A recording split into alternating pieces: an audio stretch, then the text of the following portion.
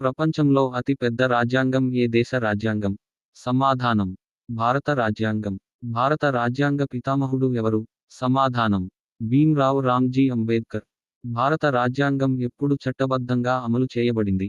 సమాధానం: జనవరి 26, 1950.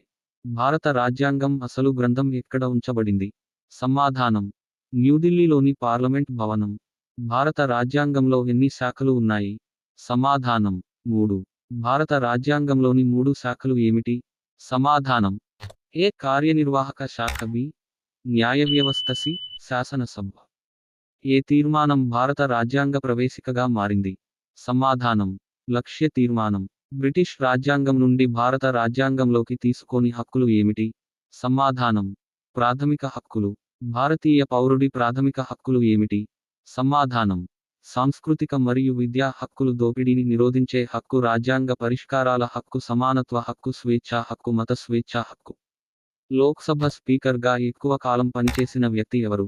సమాధానం: గణేష్ వాసుదేవ్ మావలంకర్.